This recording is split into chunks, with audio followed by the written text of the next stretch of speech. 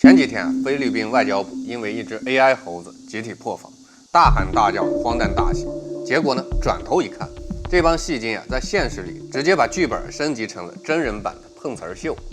答案就在南海，就在7月20號仁愛礁海域，一出精心排練、流程純熟的海上碰瓷大戲再度上演。中國海警小型巡邏艇正常例行巡逻，菲律賓非法坐灘20餘年的馬德雷山號直接放出2艘橡皮艇，无视多次警告，高速衝撞我方船只，船員手持長棍，船槳主動襲擊我方執法人員。衝突發生之後經典劇本準時啟動，菲方提前安排專人全程拍攝，掐頭去尾剪輯畫面，立刻向全世界散播視頻，哭訴遭到中方暴力攻擊，全力把自己塑造成弱小受害者形象。萬幸中方執法記錄儀完整記錄全程，無刪減影像，鐵證如山，完整還原誰先逼近，誰先衝撞，誰率先動手。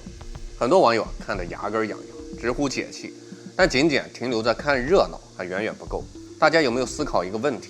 菲律賓橡皮艇體量單薄，海上實力更是被中國海警實力碾壓，明知道正面硬碰毫無勝算，為什麼還敢3番5次主動上門挑釁？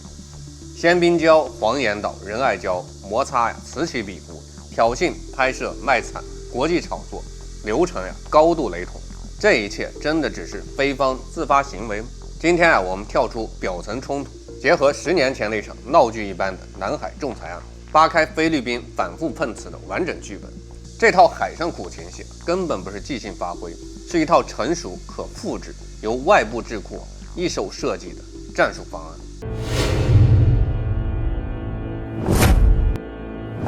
我是白帆大招，歡迎來到老友記。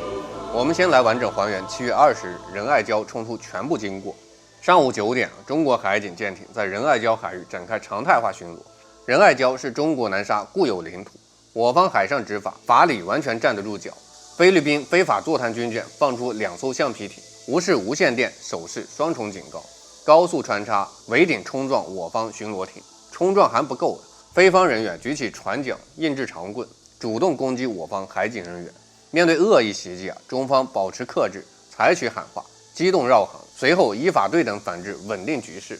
最耐人尋味的細節就在這兒，菲方橡皮艇上專門預留1名攝像人員，衝突全程同步錄制素材。這不是臨時安排，是標準配置。衝突剛結束，菲律賓各大媒體立刻放出剪輯視頻，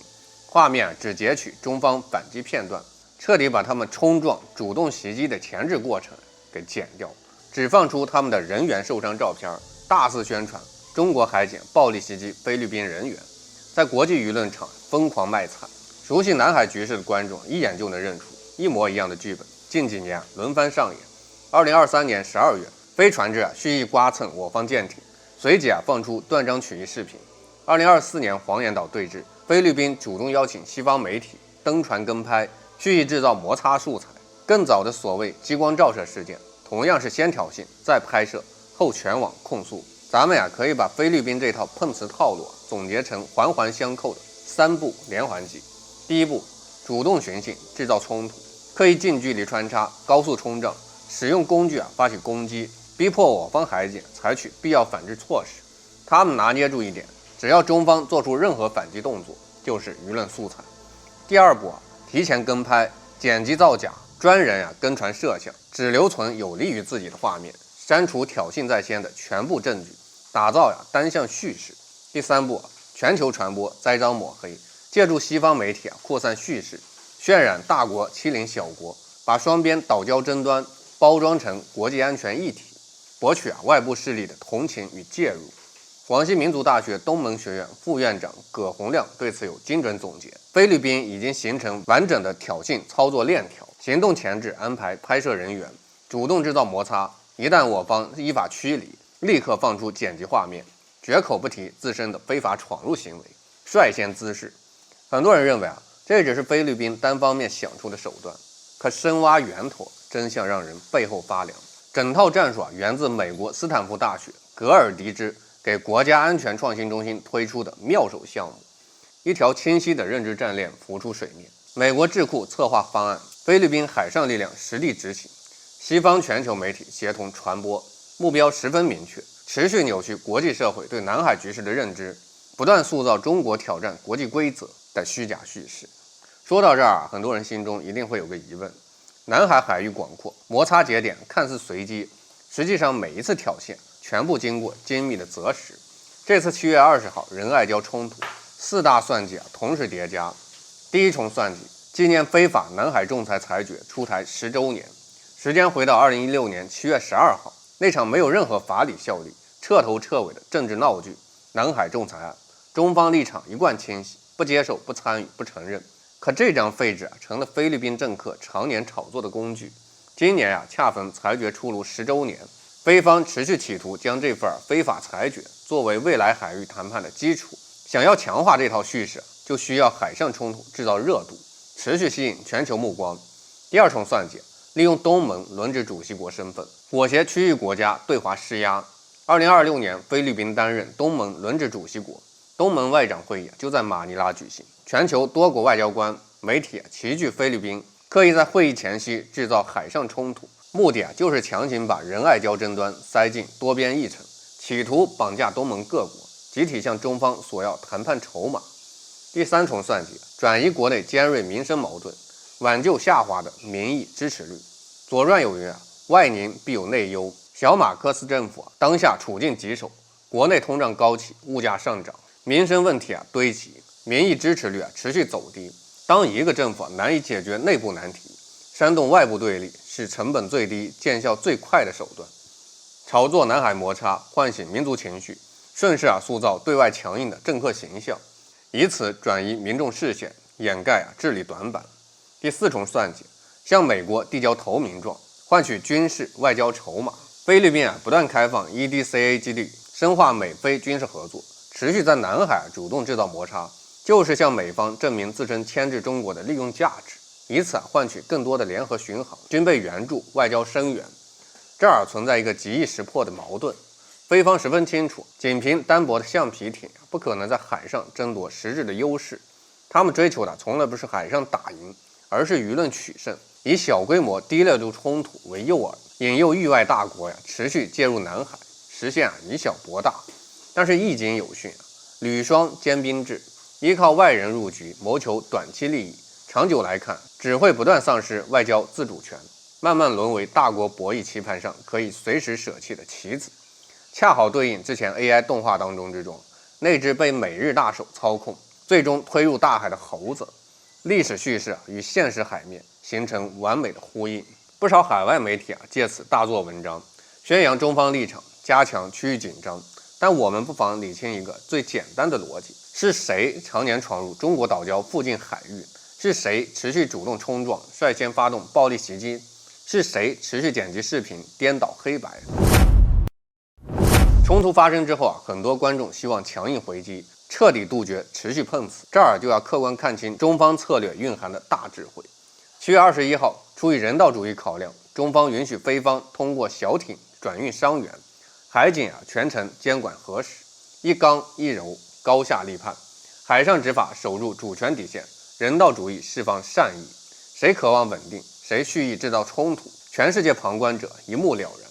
很多觀眾不解，明明對方持續挑釁，為何不能一次性徹底杜絕滋擾？荀子講，君子生非異也，善假於物也。反過來理解就是，菲律賓恰恰善於借用輿論這件武器，一旦衝突烈度超出界限，菲方連同西方媒體會立刻抓住機會放大敘事，大肆渲染中國動武威脅東南亞，完美落入对方精心布置的認知戰陷阱。這正是妙手項目設計的核心陷阱，引誘中方做出過激行動，隨後將畫面傳遍全球，完成輿論圍堵。中方完整保存執法錄像，及時全網公開原始素材，就是精準破局的應對手段，用完整真相擊碎斷章取義的謊言。接下來再來看看菲方輿論話術裡的最大邏輯漏洞。菲方反覆強調弱小無助，控訴遭到大國壓制，可現實呢是每次海上对峙結束，轉頭就主動邀約美軍偵察機、軍艦進入南海，開啟聯合活動。一邊扮演被欺負的受害者，一邊主動邀請外部力量攪動區域局勢，這種矛盾的操作足以戳穿所有的悲情表演。還有一個問題值得深思：菲律賓民間大量普通民眾盼望穩定貿易、漁業發展，不願意常年身處海上緊張氛圍。但是持續不斷的海上摩擦，受益的是誰？受益的是依靠炒作对立、收割選票的政客，是想要借機驻軍南海的域外大國。普通菲律賓漁民、商人最終承擔局勢緊張帶來的所有損失。政客在台前演戲，民眾承受代價，這正是南海困局裡最諷刺的現實。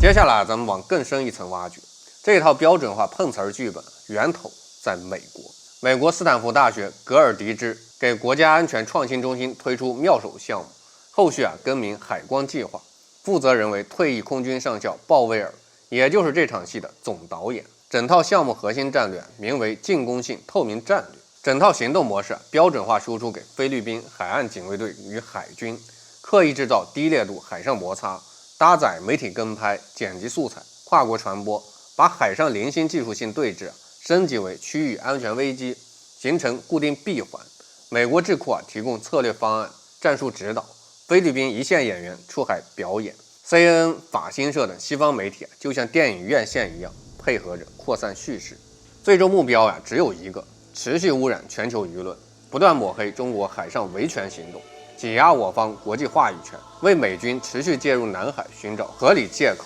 說起認知戰，很多人覺得虛無縹緲，可南海博弈之中，輿論戰場跟海面戰場同等重要。古人云：攻心為上，攻城為下。現代地緣博弈之中輿論中心就是認知戰，不需要發射一枚炮彈，依靠剪輯視頻、敘事塑造，就能改變全世界民众對於南海爭端的認知。咱們串聯2件近期熱點，一邊是 AI 動畫揭露傀儡政客，引得菲律賓官方暴怒；另一邊海面之上持續上演標準化碰瓷大戲。2條線索指向同一個真相。部分菲律賓政壇力量深度綁定海外勢力的戰略布局，在外交、海上2條戰線同步配合演出。這裡也就能解釋為什麼菲方面對動畫短片之中提線木偶的隱喻避而不談。全力糾結猴子的形象，面對海上持續充當外部勢力抓手的事實，閉口不提，只專注於渲染自身遭受傷害。所有轉移焦點的操作，本質就是回避核心指控。謊言最怕完整的真相，偽裝最怕被當眾拆穿。橡皮艇撞得再響，撞碎的也只是別人劇本裡的道具。苦情戲演得再真，也遮掩不了提線木偶被當眾拆穿的底褲。